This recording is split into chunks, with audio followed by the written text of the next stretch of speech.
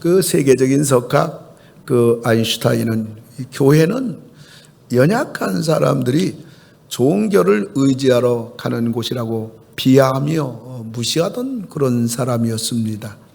그런데 그가 활동할 때에 독일의 히틀러, 나치스가 일어났던 겁니다. 그때 아인슈타인은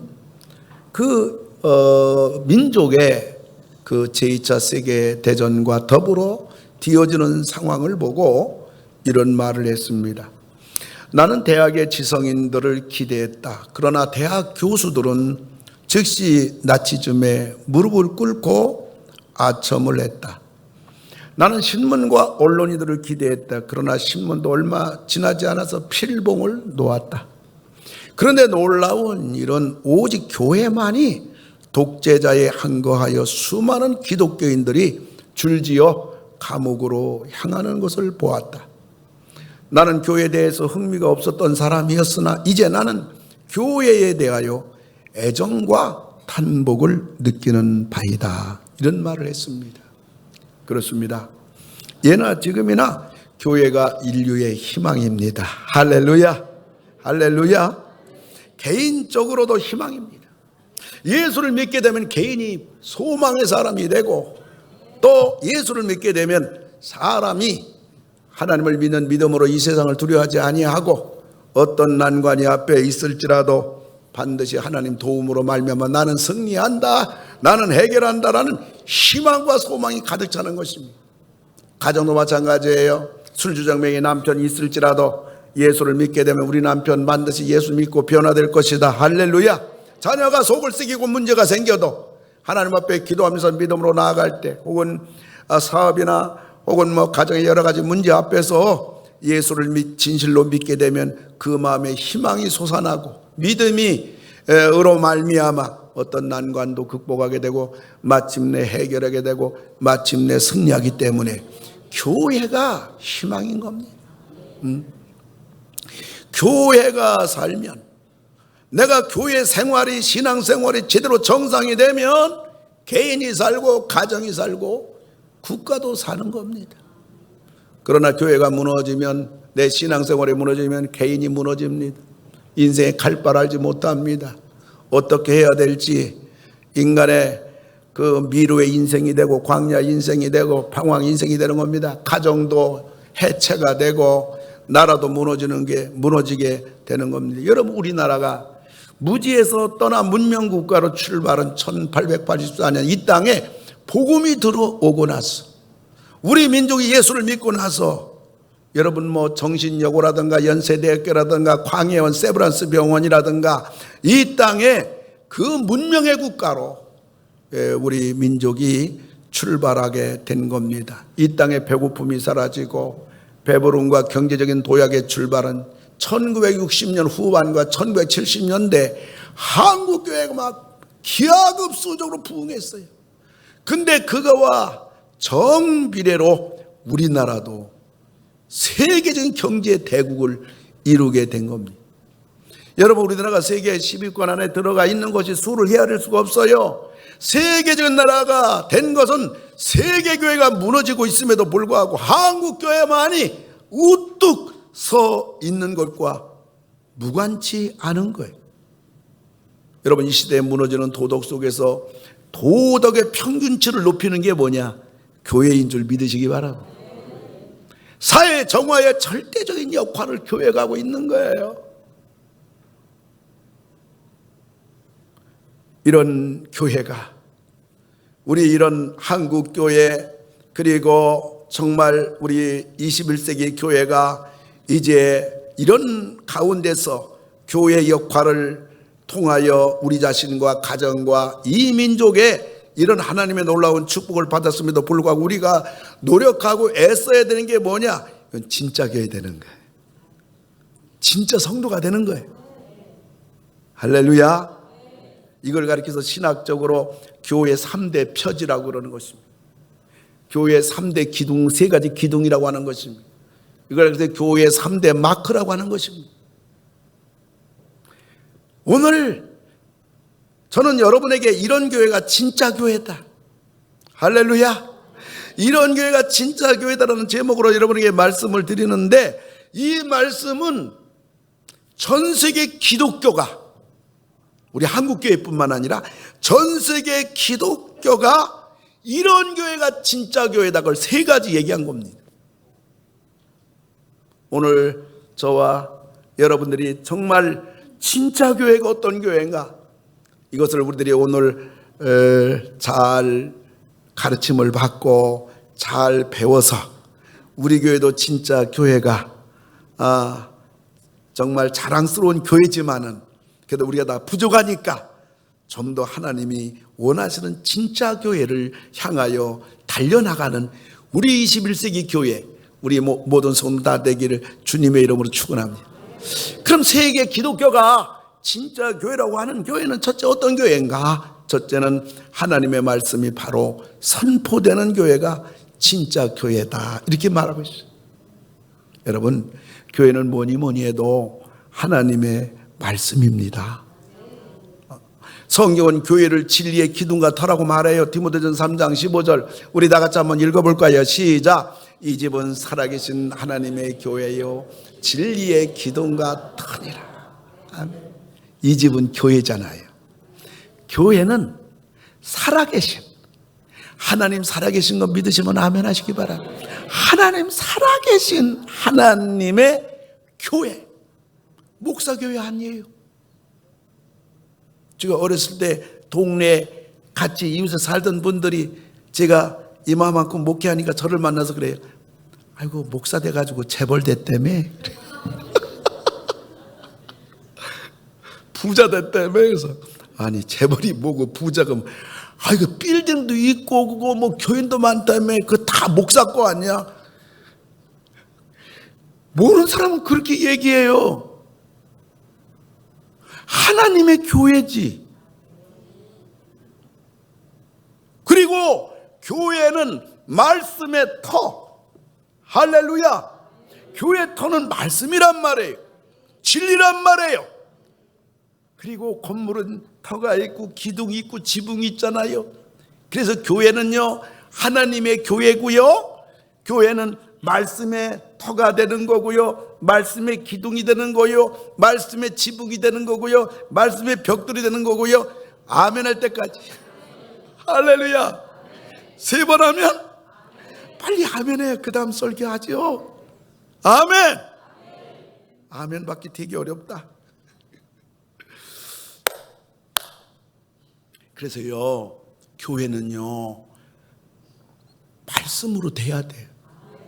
그래서 강단은 언제나 하나님의 말씀이 바르게 선포돼야 돼요. 뭐 간증 집회라면 몰라도요, 예화가 뭐 주가 되어도 안 되고 간증이 주가 되어도 안 되는 거예요. 어떤 분은 설교를 듣고요, 그냥 하나님 말씀은 잘 듣지 않고요, 무슨 예화를 듣고 막 간증 들으면요, 야, 오늘 내가 처음 들어보는 예화야, 오늘 처음 들어보는 간증이 이제 너무 은혜가 돼.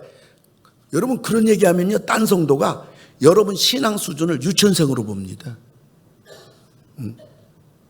그래서 우리 박윤선 박사님, 한국교회 스승 되시는 박윤선 박사님은요, 예화를 집의 창문으로 비유했어요.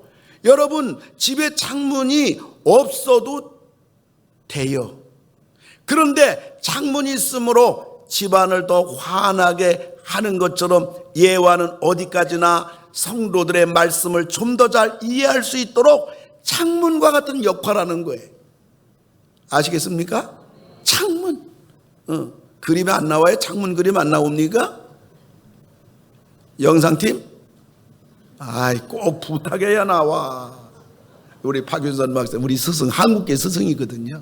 그래서 저분이 우리 공부할 때 우리 전도사들 보고 예화가 뭐냐? 집의 창문과 같다. 근데 창문이, 집의 창문이 온통 사방팔방이 창문으로 되면 그 집 보기 좋아요, 안 좋아요? 그거 아니잖아요. 창문은 2개나 3개가 있어야 그 집이 환한 것처럼. 그래서 우리가 설교를 들 때 예화는 집의 창문과 같다. 그래서 너희들은 설교할 때 예화를 자꾸 많이 하지 마라. 그저 한 2개 정도 창문 있듯이 그렇게 예화하라. 그래서 그 가르침 가지고 39년 동안 제가 설교하고 있어요. 아멘?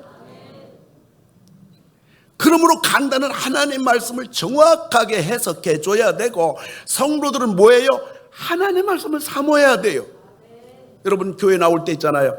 말합니다. 야, 오늘 교회나 갔다 오겠다. 이렇게 말하면 안 돼요. 여러분 교회 나올 때 오늘 교회 가서 하나님 말씀을 듣고 오늘 들은 말씀대로 내가 신앙생활, 개인생활, 가정생활, 사회생활을 해야겠다는 마음으로 여러분이 교회 나와야지. 오늘 교회나 갔다 와볼까? 이렇게 하면 안 돼요. 뭐하러 교회 나와요? 말씀 들으러 교회 나오는 거예요. 예배 생명은, 예배로 말하면, 계란으로 말하면 노른자위는 하나님 말씀을 듣는 시간입니다. 그래야 믿음이 들어가요. 믿음은 들음에서 나며 들음은 하나님의 말씀으로 되느니라.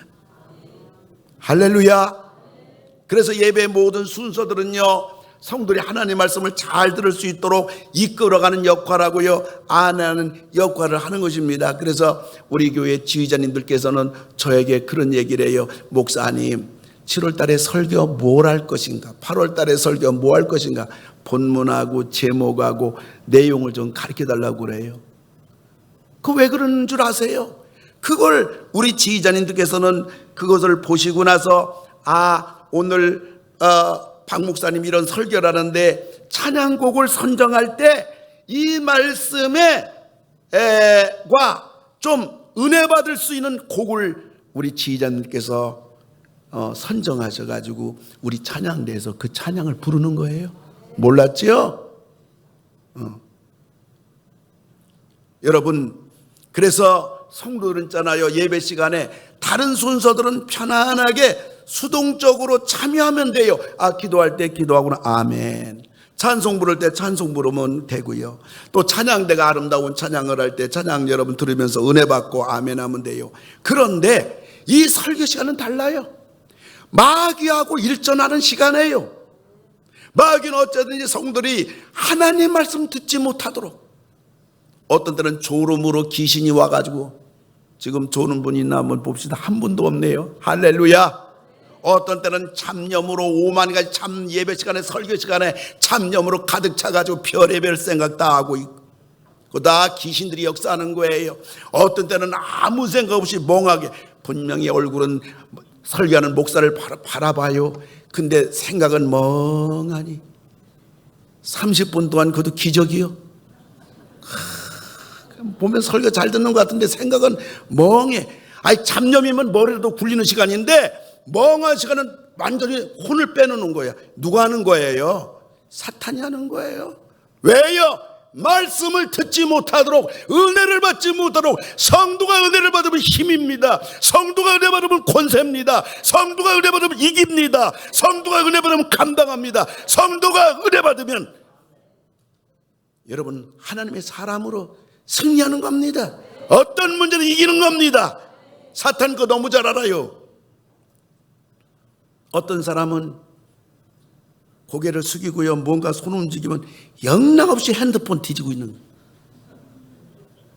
여기서 다 보여요. 근데 한 번도 우리 교회는 설교 전에 그런 분이 없어. 할렐루야. 그리고요, 주부를 뒤적거리기를 30분 동안 하는 거예요. 저기 쳐다보고 저기 쳐다보고 핸드폰 다 유튜브 보고 말이죠. 그래서 사탄은 딴 예배 시간은요, 여러분 찬양대 찬양할 때 조는 사람 있어요? 없어요. 그런데 여러분 하나님 말씀 들을 때 사탄은 어쩌리 성도의 은혜를 받지 못하도록 총력으로 다가오는 시간은 하나님 말씀 듣는 시간인데, 여러분 사탄과 싸워 이겨서 승리해서 말씀을 통해 은혜 받고 능력 받고 권능 받고 치료 받고 해결 받고 축복의 시간 다 되기를 주의 이름으로 축원합니다. 그래서 설교는 죽으나 사나 있잖아요. 설교 준비하는 생명거래돼요. 목회자가 설교를 성경적으로 설교하려면요, 기본이 30독은 기본으로 해야 되는 것입니다. 그리고 성도는요, 그 선포되는 말씀을 통해서 은혜를 받고 내 신앙이 성장하고 삶이 변화되는 생명을 걸어야 돼요. 할렐루야. 여러분 콩나물에 물보도 있잖아요. 그게 콩나물이 자라듯이 여러분, 하나님 말씀을 여러분이 잘 들을 때에 우리 자신도 모르게 신앙이 성장하는 줄 믿으시기 바랍니다. 신앙이 성장하는 거예요. 말씀이 바로 선포되는 교회, 그리고 온 성도의 말씀으로 무장된 성도가 되는 교회, 그 교회를 가리켜서 세계 기독교에서는 그것이 바로 진짜 교회다, 교회 첫째 기둥이다, 그것이 교회 첫째 표지 마크다, 이렇게 말하는 것입니다. 여러분, 우리 교회는 말씀의 교회, 우리 성도는 말씀에 무장된 성도들, 강단은 하나님 말씀이 바로 선포되는 말씀에 우리 상동 21세기에 여기까지 왔는데, 우리 교회가 계속 이러한 아름다운 진짜 교회가 되어지도록 계속 힘을 쓰는 우리 모두 다 되기를 주님의 이름으로 축원합니다. 축원합니다. 축원합니다. 두 번째로는 성례가 정당하게 시행되는 교회가 진짜 교회다, 이렇게 말하고 있어요. 하나님 우리들에게 은혜의 수단으로 말씀을 주셨어요. 완전 말씀, 완전 은혜. 그리고 하나님은 우리에게 은혜의 보조 수단으로 성례를 주었어요. 성례라는 것은 성찬식과 세례를 말하는 겁니다. 여러분, 성찬식은 예수님의 몸과 피를 먹고 마심으로, 그죠? 예수님을 직접 모시는 거예요. 여러분, 지난 7월 1일 성찬식 했는데, 야, 우리가 성찬식 할 때 이번에 떡, 빵, 기가 막혔어요. 성찬의 그 떡이, 빵이 우리 권사님들 어디서 어느 빵집에 샀는지, 먹어봐도 이번 성찬식 떡, 빵처럼 맛있는 빵 처음 먹어봤어. 우리 포도주는요, 우리 한국계 1% 안에 드는 우리 포도주입니다. 우리 권사님들 이번 성찬식 7월 1일 날 첫 주에 많이 수고하셨는데, 보세요. 성찬식에 예수님의 몸과 피, 몸은 떡이잖아요. 우리로 보면 빵으로 하는데 피는 뭐죠? 포도주잖아요. 자, 보세요. 예수님의 몸, 예수님의 피를 세례받은 분들이 먹고 마시는데, 이게 바로 뭐냐? 예수님을 직접 모시는 거야. 예수님을 직접 체험하는 것은 오로지 성찬식을 통해서만 가능한 거예요. 여러분, 딴 건 다 믿어야 하잖아요. 여러분, 하나님 믿습니까? 성경 믿습니까? 천국 지옥 믿습니까? 다 믿으라는 거예요.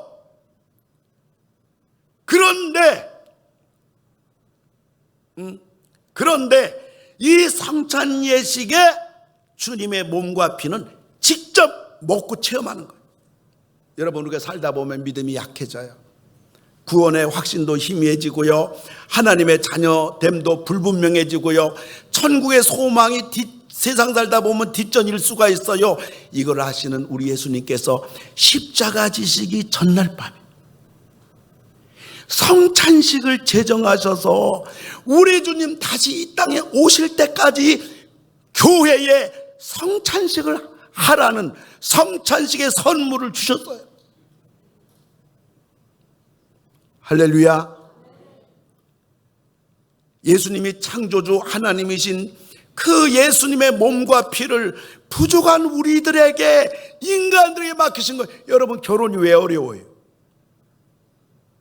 여러분, 자매가 이 형제를 만나가지고 교제도 하고 그러는데, 내가 시집 가야겠다. 시집이 뭐예요? 장가가 뭐예요? 자기 몸을 맡기는 거잖아요. 남자는 장가 가가지고 뭐 돈 벌어오고 그 가장으로서 모든 거 다 아내에게 주는 거 아니에요? 아내도 너 결혼하면 남자에게 다 주는 거예요. 어려워요. 그래서 자기를 준다는 게. 그런데 우리 예수님께서 우리 부족한 우리들에게, 부족한 교회, 당신의 몸과 피를 준 거예요. 맡긴 거예요. 교회가 별교회 다 있잖아요. 별 목사 다 있잖아요. 이단도 있잖아요. 그런데요, 우리 예수님이 창조주 하나님인데 직접 십자가 지기 전에 제자들에게 성찬식을 거행하고 나서요, 모든 교회가 내 몸과 피를 너희에게 줄 테니까 교회가 성찬식을 통해서 내 몸과 피를 먹고 마셔라. 이걸 체험하게 하는 것이 성찬식이에요. 여러분, 성찬식은요, 예수님이 우리를 사랑하신 제2, 제3의 십자가의 은혜예요. 여러분, 물론 기독교의 성찬식은 상징설입니다. 여러분, 떡은 떡이지 예수님의 몸일 수 없어요. 그러나 예수님의 몸을 상징하는 거잖아요. 그래서 우리들이 예수님의 몸을 상징하는 그 떡을 예수님 몸으로 믿고 먹게 되면 예수님을 먹은 것처럼 예수님이 우리 안에 함께 하시는 것을 믿으시기 바랍니다. 이게 성찬식이에요. 아멘. 여러분, 포도주도 마찬가지잖아요. 포도주도 그냥 포도주일 뿐이에요. 예수님의 피를 상징하는 거예요. 그런데 예수님의 피를 상징하는 포도주를, 그 피를 우리가 예수님의 피라고 믿고 마실 때 예수님의 피가 우리 안에 들어오는 거예요. 그래서 기독교는 상징설이죠. 이것을 믿음으로 받아야 되니까 믿음설이죠. 그러면 이것이 우리에게 그대로 나타나니까 현존설이에요. 믿음설, 아니 상징설, 믿음설, 현존설. 할렐루야! 이게 성찬이에요.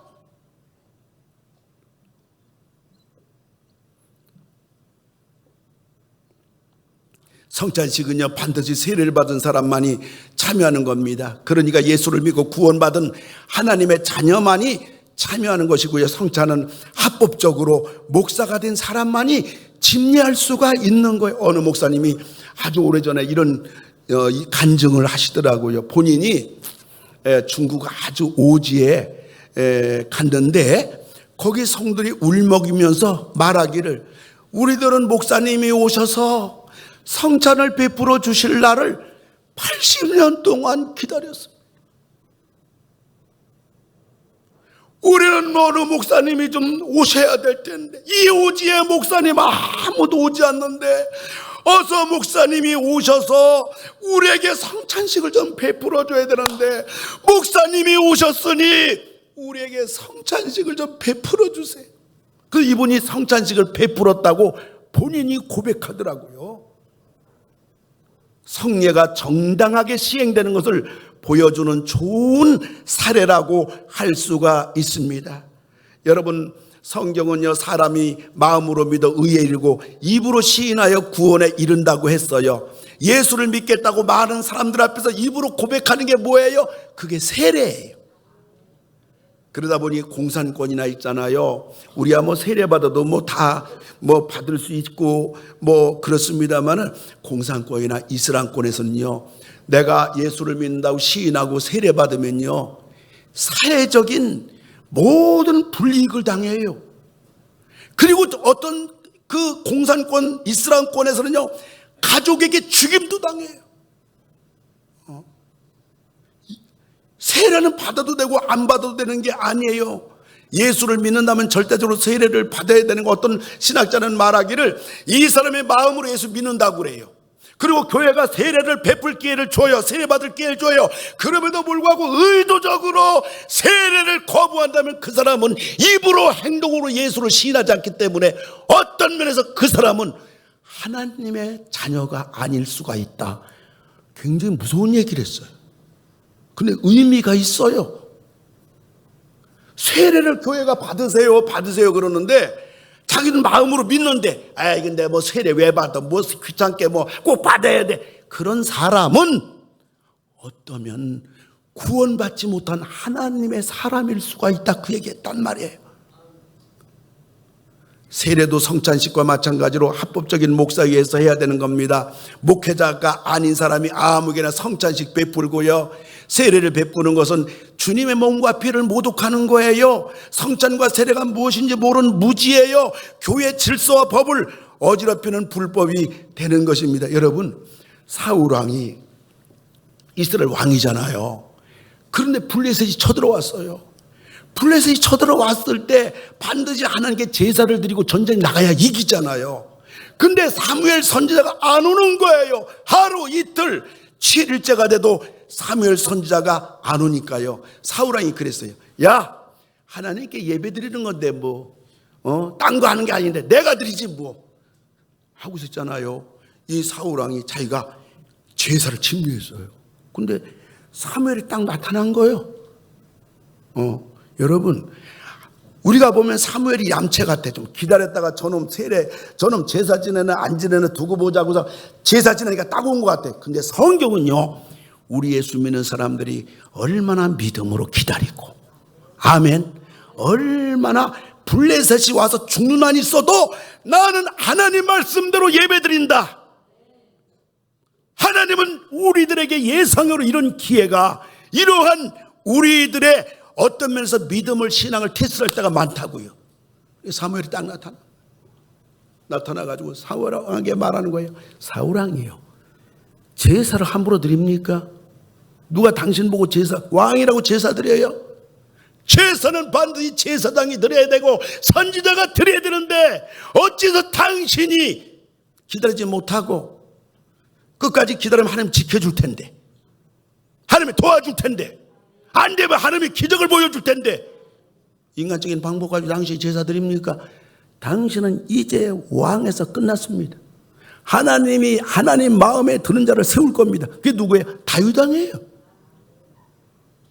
사랑하는 성도 여러분, 우리가 신앙생활하면서요, 하나님 앞에 하나님 말씀대로, 하나님의 뜻대로, 할렐루야, 하나님 말씀이 바로 선포되는 교회, 하나님 말씀대로 믿음 생활하는 거라면요, 그 길대로 나가는 여러분에게 주의를 축원합니다.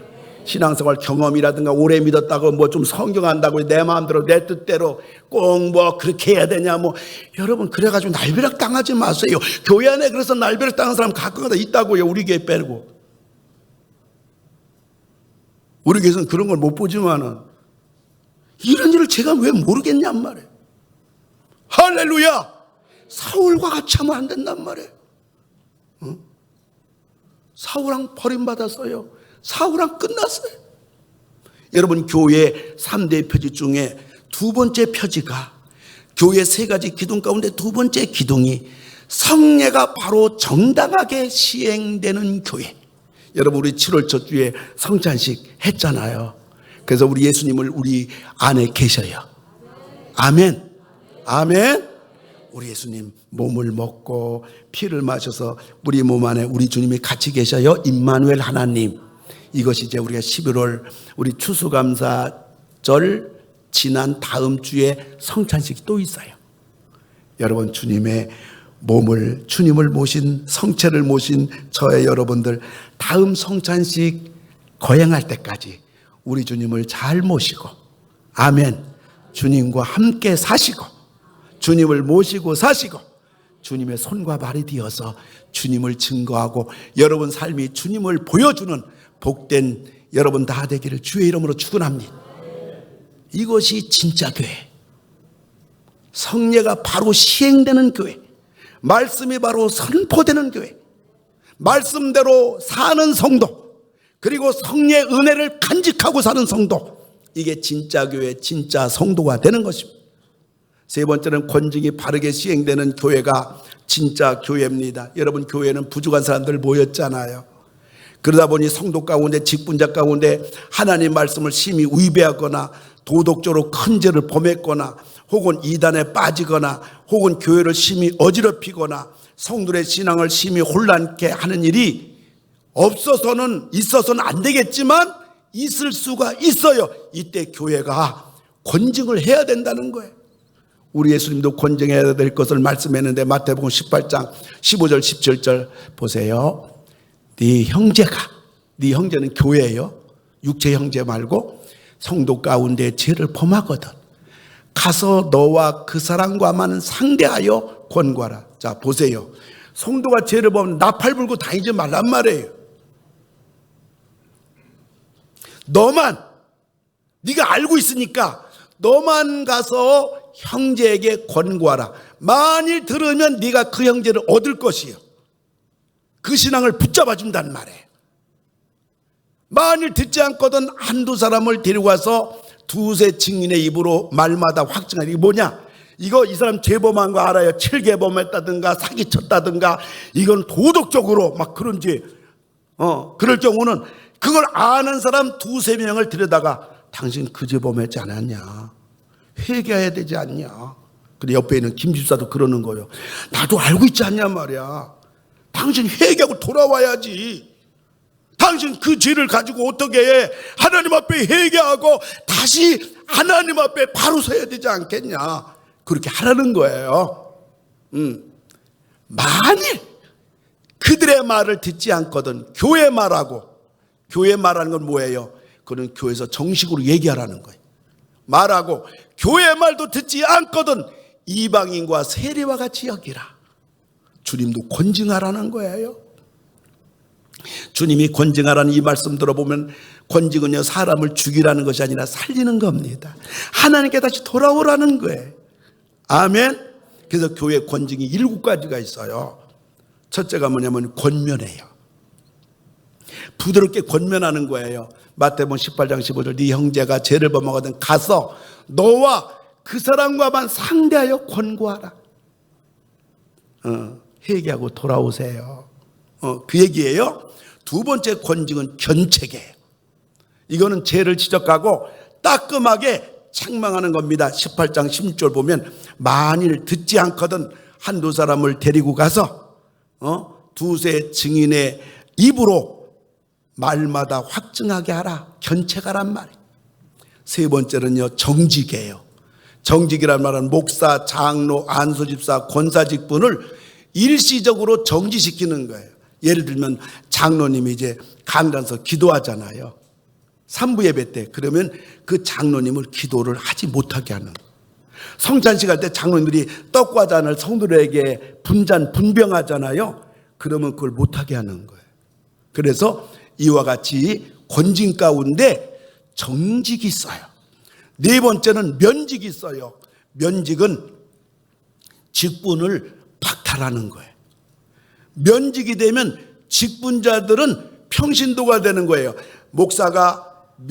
목사는 노에서 이제 권징해요.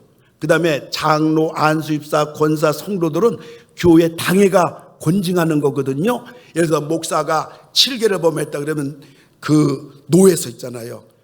당신 목사가 7계를 범했는데 당신 이제는 당신이 목사가 되면 안 된다. 그리고 노에서 그 목사의 목사직을 면직시켜요. 그러면 그 사람 목사 그때부터 안 되는 거예요. 평신도가 되는 거예요.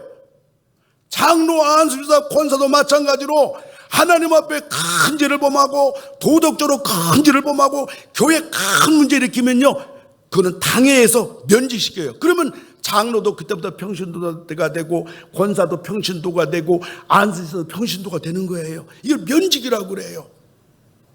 그 다음에 다섯 번째는 수찬 정지입니다. 이거는 성찬식에도 참여하면 안 돼. 주님의 몸과 피를 먹고 마시는 성찬식도 참석 못하게 하는 거예요. 여섯 번째는 제명입니다. 제명이라는 것은 교회 성도 명단에서 제외시켜버리는 거예요. 교회 성도가 못 되는 거예요. 그 다음에 일곱 번째는 출교입니다. 출교는 기독교 안에서 그 사람을 내쫓는 거예요. 교회뿐만 아니라 한국교회에서 불신자다, 불신자 취급하는 겁니다. 구원받지 못한 사람으로 보는 겁니다.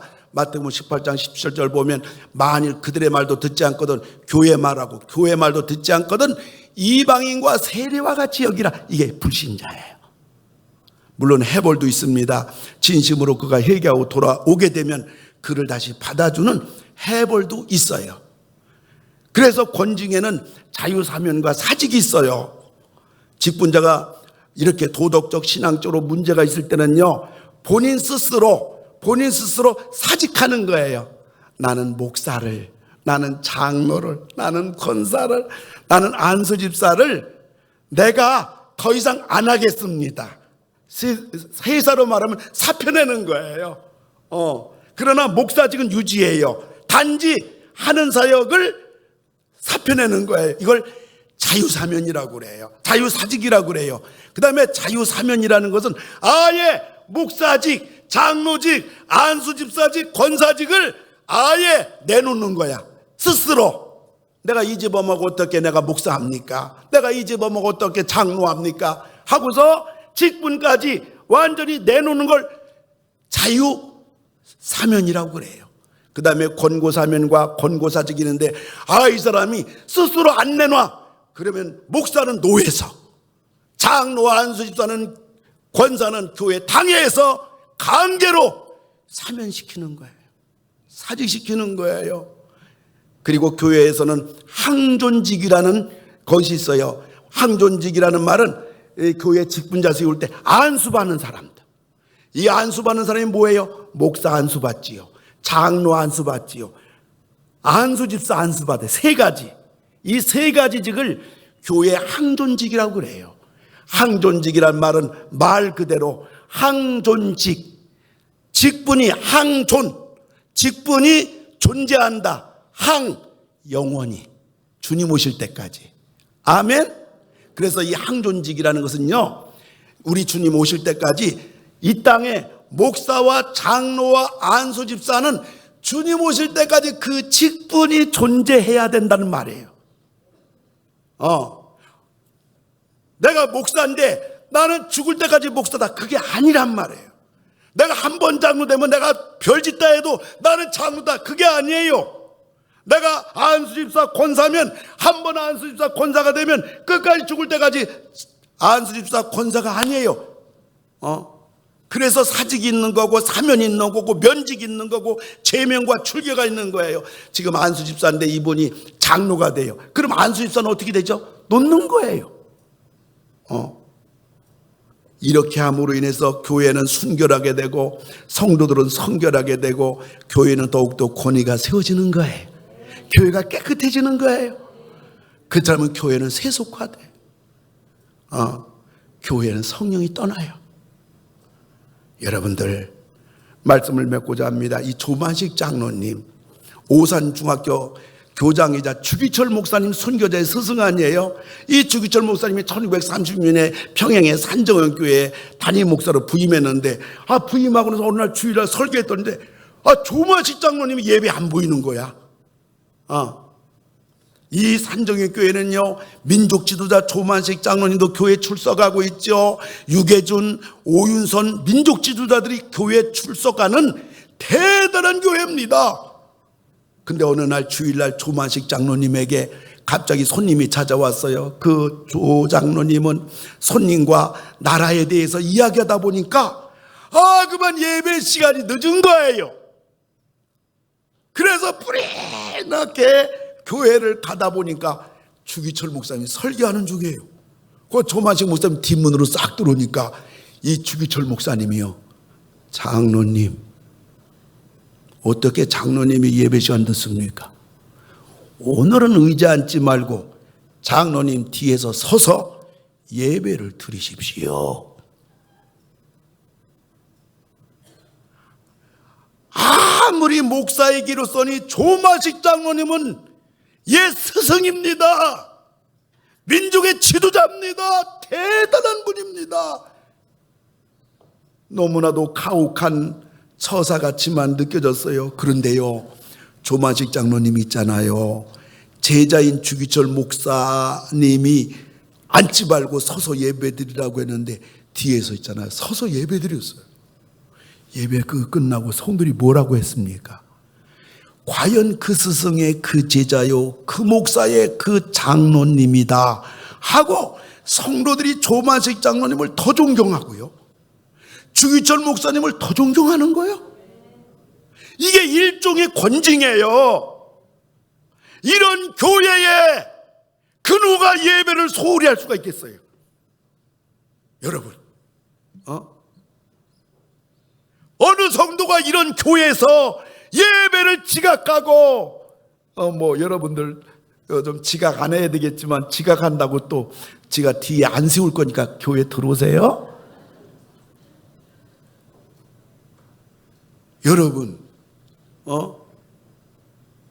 여러분 주기철 목사님이 이게 쉽지 않잖아요. 장로님인데, 우리 민족의 지도자인데, 우리 장로님이 예배 시간 늦을 뿐도 아닌데 오죽해야 늦었으려고 하면서 주기철 목사님이 그냥 지나갔더라면 아마 성도는 그랬을 거예요. 장로님도 그러는데 뭘? 여러분, 이게 무서운 거예요. 교회 장로님, 목사, 장로님, 안수지사, 권사님이 신앙생활하는 모습 있잖아요. 성도들은요, 교회 직분자들이 신앙생활 제대로 못하면요, 그걸 가지고 본인들이 자기 못하는 것에 대하여 담대해져요. 장로님도 그러는데 안수지사님도 술 한 잔씩 하고 얘 교회 다니는데 내가 집사인데 내가 성도인데 여러분, 주기철 목사님이 그냥 이것에 대해서 지나갔더라면 그 산정의 교회 예배에 대해서 너무너무 나쁜 영향을 미쳤을 겁니다. 이것이 권징의 목적이 되는 거예요. 따라합시다. 잘해보자고. 그러면 안 된다고. 이게 권징이에요. 사람 제껴버리고 저거 죽여버리고 저거 교회에서 내쫓아버리고, 그게 권징의 목적이 아니라 잘해봅시다. 하나님 앞에 잘 믿어봅시다. 하나님 앞에 인정받아봅시다. 우리가 그렇게 예수 믿으면 안 되잖아요. 이게 바로 권징이에요. 여러분, 교회 3대 표지고 교회 3가지 기둥이, 이게 진짜 교회인데, 우리 교회가 진짜 교회가 되려면 우리들은 진짜 성도가 되어야 될 줄 믿습니다. 어떤 분은 그래요. 이놈의 교회가 교회 집사야, 교회 장로야, 이놈의 교회가 어느 교회야, 자기가 다니는 교회인데. 여러분, 우리가 말 조심해야 돼요. 내가 이 교회 한 식구잖아요. 그래서 여러분이 이 교회 그러면 안 돼요. 저기 딴 교회 교인이나 그러는 거지. 언제나 우리 교회, 우리 목사님, 우리 장로님, 우리 권사님, 우리 안수 집사님, 우리 집사님 이래야지. 이 교회. 어떤 날 기도할 때 보면 하나님 이 교회를 도와서, 저분이 어느 교회 분인데 와서 이 교회라고 기도하나. 가만히 보다 우리 교인이야. 몰라서 그러는 거죠. 언제나 우리 교회, 우리 집사님, 우리 장로님, 우리 권사님, 우리 교회. 아멘. 그래서 있잖아요, 우리 교회가 진짜 교회 되려면 여러분 한 명 한 명이 진짜 교인이 돼야 돼. 진짜 교회는 어떤 교회인가? 진짜 성도는 어떤 성도인가? 말씀이 바로 선포되는 교회. 그리고 성도들은 말씀의 성도. 그 다음에 교회가 성례가 정당하게 시행되는 교회. 그리고 성례의 은혜를 간직하고 사는 성도. 권징이 시행되는 교회. 근데 지금 권징이 시행이 안 되잖아요. 예를 들어서 이 말만 들어보면 장로님이 칠계범했어. 그래가지고 교회가 당회에서 장로님을 권징해가지고 면직시켰어. 그러면 옛날에는 부천에 장로교회가 하나 두 개일 때는요, 딴 데 갈 데가 없어. 그리고 지금은 교회가 막 수백 개 수천 개니까 이것만 교회냐. 권징도 하기 전에 도망가 버려. 도망가서 딴 교회 딱 갔더니 장로님이 왔다고 환영 파티 벌려. 이게 무슨 일입니까? 여러분, 지금은 권징이 시행되지 않는 때입니다. 그러므로 우리는 스스로 죄에 대해서 자기를 견책하고 자기를 권징해서 하나님 앞에 부끄럽지 않은 성도가 되도록 노력해야 돼. 누가 말합니까, 여러분? 말하면 그냥 도망가는데.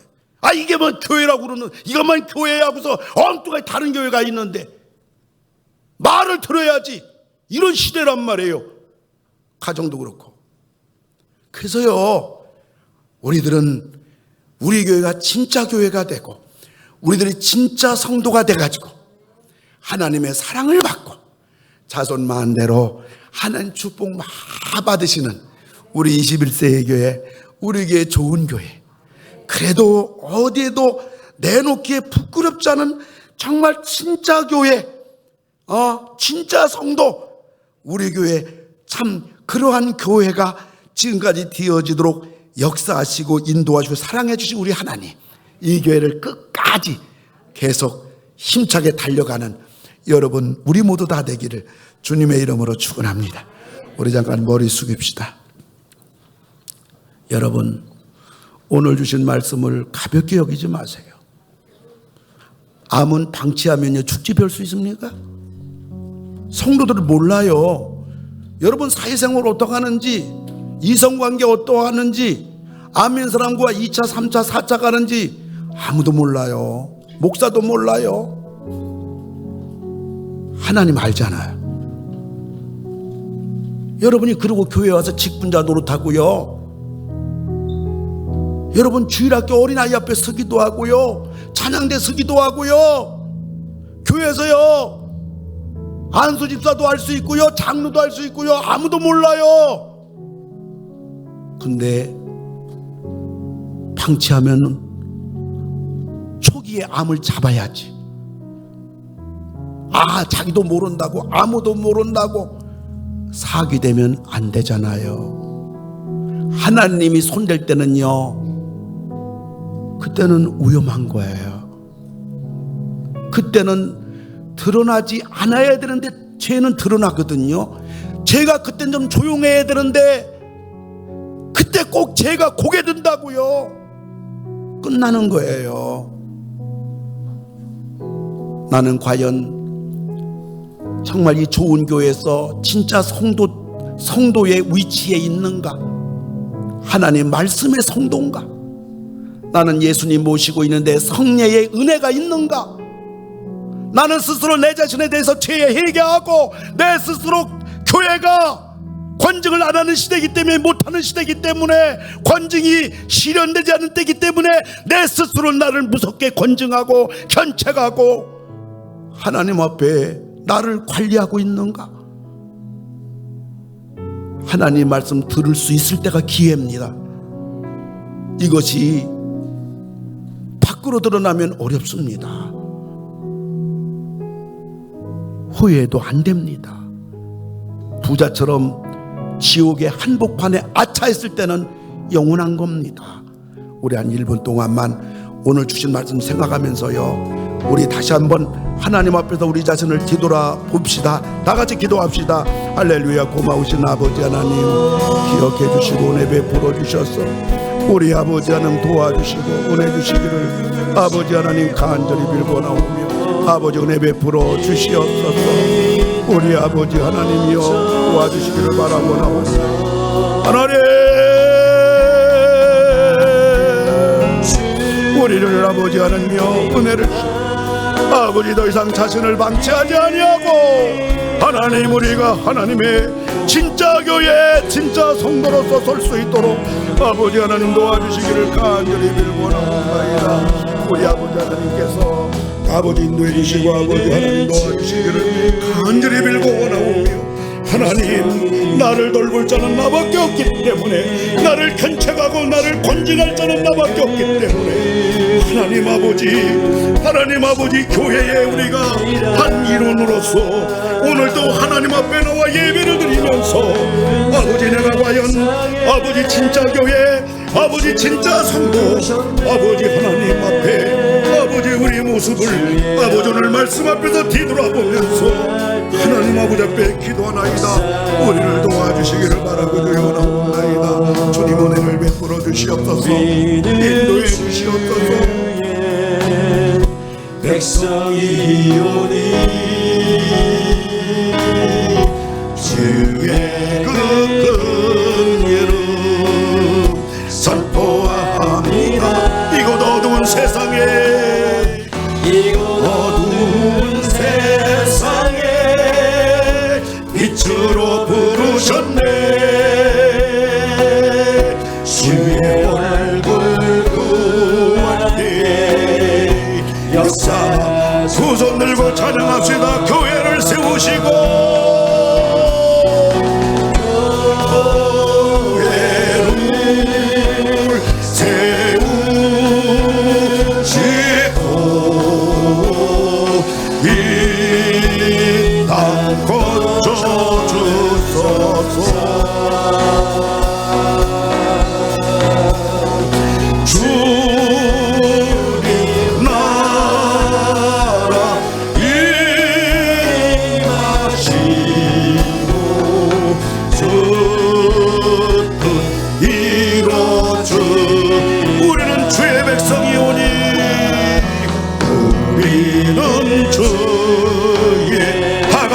찬양합니다.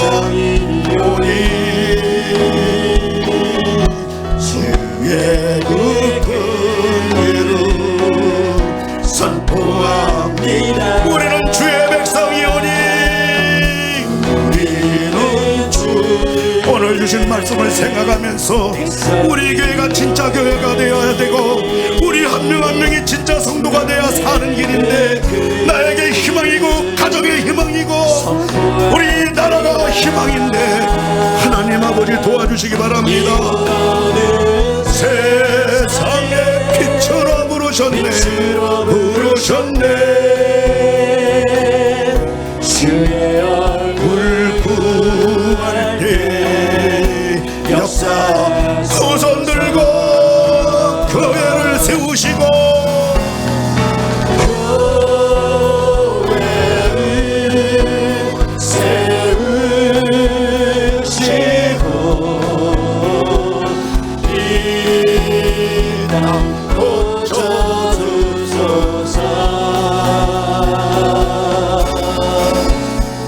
주의 나라 임하시고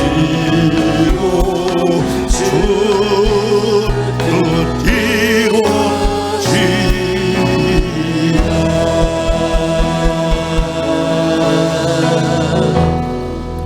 하나님, 가정을 방치할 때, 자녀를 방치할 때, 내 마음대로 내 뜻대로 세상을 살아갈 때 결국 그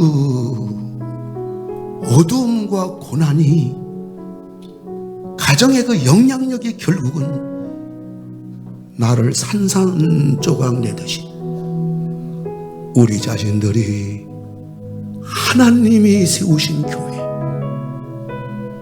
여기에 말씀이 바로 선포되고 우리들이 말씀으로 무장하고 진짜 교회 진짜 성도, 성례가 바르게 시행될 뿐만 아니라 성례의 그 엄청난 주님의 몸과 피를 먹고 마시고 모시고 사는 삶의 의미를, 가치를 생명처럼 여기는 성도 교회, 진짜 교회 진짜 성도, 권징이 말살된 한국교회 도망가는 성도들, 죄를 범하고 엉뚱한 데 가서 또 장로 노릇하고 안수집사 노릇하고 권사 노릇하는, 심지어 목사 노릇하는